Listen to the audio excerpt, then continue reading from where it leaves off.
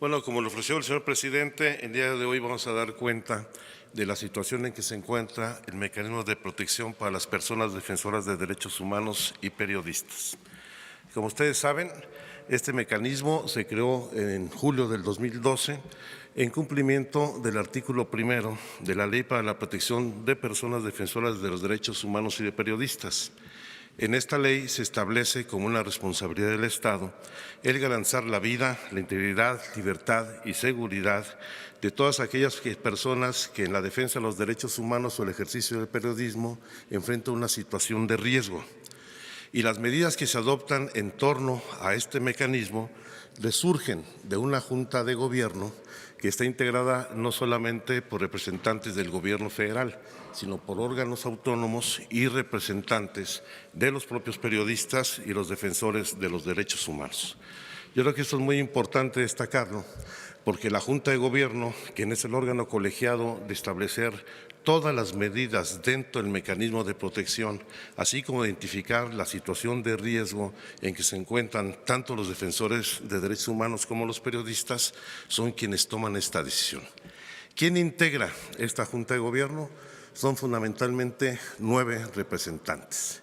3 del Gobierno federal, la Secretaría de Gobernación, la Secretaría de Seguridad y Protección Ciudadana y la Secretaría de Relaciones Exteriores. 2 órganos con autonomía constitucional, que son la Fiscalía General de la República y la Comisión Nacional de Derechos Humanos, y 4 representantes del Consejo Consultivo, que por lo general son 2 representantes de periodistas, 2 representantes de los defensores de derechos humanos. Más aún, el Consejo Consultivo Ciudadano se integra por un presidente, 4 defensores de derechos humanos y 4 periodistas. Al mismo tiempo, esta Junta de Gobierno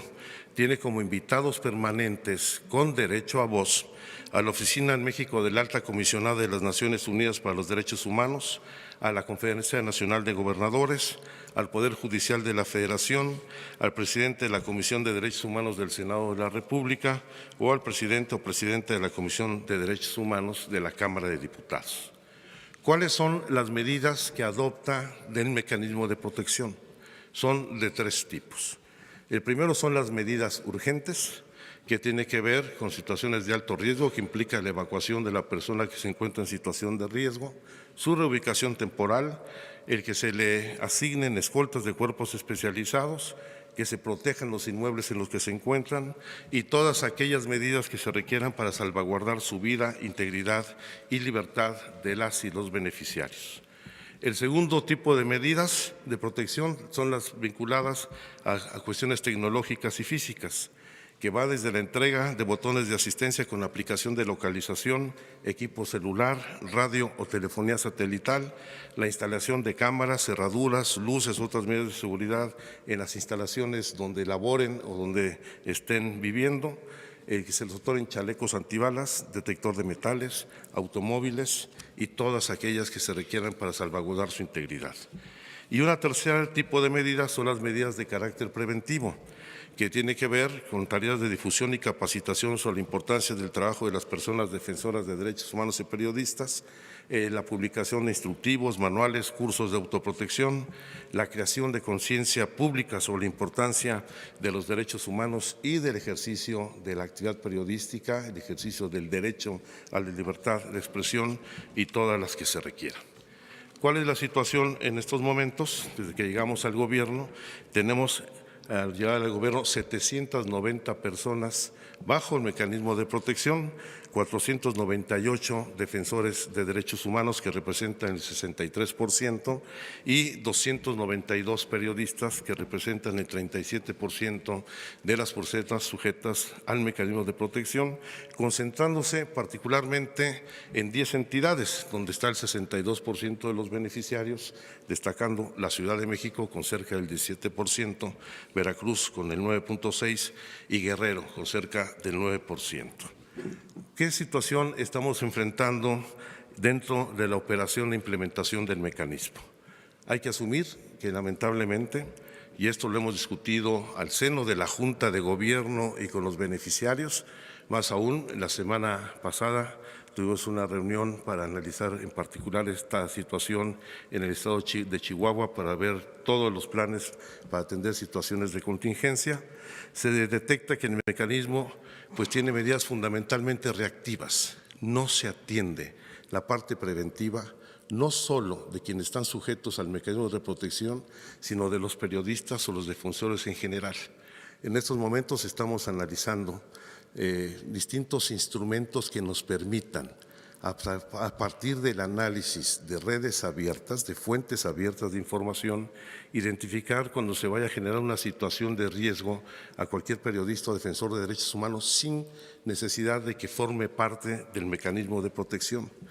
También hay que evitar las medidas de carácter burocrático y fortalecer en la medida de lo posible las medidas de prevención cuando no se atiende en la situación de riesgo. Otro problema de los que hemos detectado es que existe una empresa privada que es la encargada de toda la aplicación de los mecanismos que se designan a cada uno de las personas que están sujetas a la protección y que reporta deficiencias en la operación, particularmente en sus equipos tecnológicos y en su personal. Ustedes recordarán, ha habido un presupuesto asignado que ha sido insuficiente, todavía a finales de la administración anterior. Incluso en el periodo de transición tuvimos que intervenir para que hubiera una ampliación de 75 millones de pesos para poder garantizar no solamente el cierre del año, sino el inicio de operaciones en el mes de enero, por lo menos, lo cual se logró. Hay que analizar los protocolos de análisis de riesgo, se necesita calificar particularmente a las personas encargadas de realizar la evaluación de riesgo de las personas que solicitan su ingreso al mecanismo y mejorar los mecanismos de coordinación entre el gobierno federal y las entidades federativas, donde si bien ha habido instrumentos y mecanismos de coordinación, todavía son insuficientes. Voy a ponerles un ejemplo, uno de los más cuestionados, de la situación que guardan algunas de las medidas y particularmente tiene que ver con el uso de los 792 botones de asistencia que actualmente se encuentran activos para periodistas y defensores de derechos humanos, donde como pueden ver, de los 792 botones, 209 de los usuarios tienen apagado durante más de 150 días al año el botón. Los 100 más lo tienen apagado entre 61 días y 150 días al año. Y si bien un número importante, 230, lo tienen activo prácticamente de manera permanente, es de manera muy desigual su uso. Esto nosotros lo entendemos como parte de los mecanismos, parte de la falta de confianza en la autoridad. ¿Cuál es el argumento que muchos de ellos nos han dado respecto a que por qué no utilizan o mantienen de manera permanente y sistemática prendido el botón de seguridad? Es que dicen que no quieren que la autoridad sepa dónde se encuentra. Es un tema de fondo, no es un asunto solamente de falta de credibilidad. Pero si es el Estado el responsable de garantizar la seguridad y la protección de las personas, pues tenemos que saber dónde están. Y son de los temas que tenemos que analizar, porque las personas sujetas a los mecanismos de protección, ya sea individual o colectivos, también deben de cumplir normas de autoprotección que nos permitan garantizar la protección del Estado, pero que ellos mismos coadyuven en su propia protección. Pongo este ejemplo que quizás es uno de los más sensibles, en donde además de las fallas que existen en la instrumentación de este sistema, donde se pierde la señal, donde no hay georreferenciación, donde no hay respuesta inmediata en ocasiones a la situación de emergencia por parte de la empresa encargada de prestar este servicio, también existe esta falta de confianza y el no uso de una de las medidas de protección que tienen la mayor implantación dentro del mecanismo. ¿Qué estamos haciendo en estos momentos en la revisión general del mecanismo? En primer lugar, se está llevando a cabo una auditoría por parte de la Auditoría Superior de la Federación al fideicomiso que maneja los recursos de este mecanismo.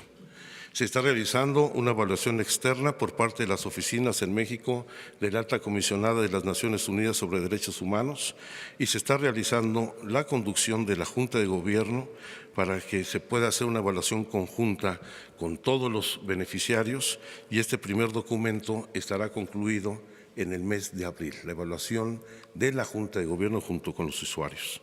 Está en proceso también el reemplazo de las escoltas privadas de los beneficiarios por escoltas capacitadas por la Policía Federal Preventiva,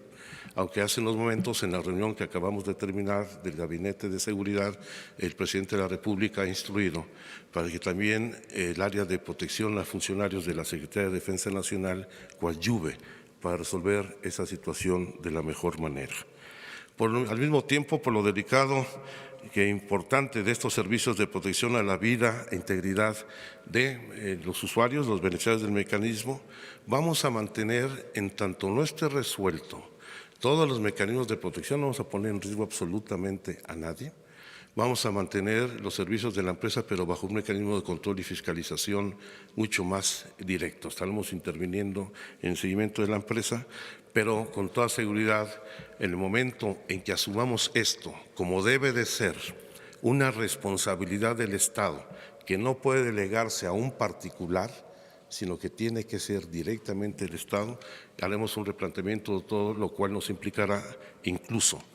un ahorro por lo menos del 15%, más de 30 millones de pesos que actualmente se canalizan a una empresa particular. De la misma manera, se están reforzando los mecanismos de cooperación entre los órganos locales y el federal. Vamos a dar un paso importante. Hoy estuvo la jefa de gobierno en la reunión de gabinete, particularmente con el mecanismo de protección en la Ciudad de México y el mecanismo federal, más aún cuando aquí se concentra el mayor número de periodistas y defensores de derechos humanos que están sujetos dentro del mecanismo. Y en el caso específico de los periodistas, lo que buscamos es involucrar directamente a los dueños de los medios de comunicación en la corresponsabilidad para garantizar la integridad y la seguridad de sus trabajadores, donde lamentablemente cuando se presenta una situación de riesgo,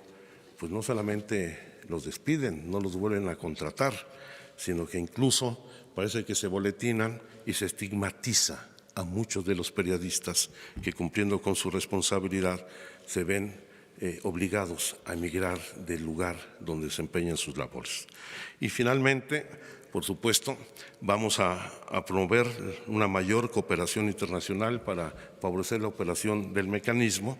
En eso estamos trabajando con la Agencia de los Estados Unidos para el Desarrollo Internacional, lo que es USAID. Estamos trabajando con la Unión Europea, con la Embajada Británica, con las distintas agencias de la Organización de Naciones Unidas y en particular con los mecanismos de protección a defensores de derechos humanos en Colombia, Honduras y Guatemala. Y con toda seguridad, en la medida que se ha venido incrementando a cerca de 20% más el número de solicitudes para incorporar este mecanismo tanto a defensores de derechos humanos como a periodistas, se va a requerir de un incremento presupuestal que pretendemos cubrir de manera muy importante con la eliminación del contrato, que es oneroso y que con ello tendremos recursos suficientes para la protección. Lamentablemente, desde el 1 de diciembre al día de hoy, hemos tenido la pérdida de vidas de periodistas y defensores de derechos humanos. En el caso específico de los periodistas, tenemos registrados 6 homicidios a partir del 1 de diciembre, de los cuales solamente una de las personas, el caso de Rafael Murúa Manríquez en Baja California Sur, estaba bajo la protección del mecanismo. Los otros 5 no estaban dentro de la protección del mecanismo y de estos 6 casos, 4 ya fueron identificados y detenidos los presuntos responsables del homicidio. Y en el caso de defensores de derechos humanos, creo que esa lámina sí está, porque no la habían incorporado en la presentación, ya está. Tenemos 9, lamentablemente 9 decesos, de los cuales solamente se han esclarecido 2. En particular, el caso de Sinar Corzo en Arriaga, Chiapas. Incluso el Congreso local ya promovió el desafuero del presidente municipal de Arriaga. En el caso de Samir Flores en Amicingo, se tienen identificados a 3 agresores, pero falta ir a concretar la identificación de los autores intelectuales, y de los otros 7 está en proceso la investigación sin que hasta ahora se hayan detenido a todos los responsables materiales e intelectuales. También se hace el seguimiento de periodistas que han sufrido algún tipo de agresión. Los más recientes, el de Jesús Hilal Moreno, director del portal de noticias Evidencias en Juchitán, Oaxaca, y el caso de Miguel Vadillo, director de Contralínea, que fue allanado su domicilio el pasado 23 de marzo. Yo creo que el mecanismo debe entrar en una nueva etapa de desarrollo con una participación más activa por parte del gremio periodístico y por parte de los defensores de derechos humanos, y necesitamos fortalecer, sin lugar a dudas, los mecanismos de cooperación entre la Federación y los estados, pero también los instrumentos de corresponsabilidad con los propios beneficiarios del mecanismo de protección. Es cuanto, señor presidente.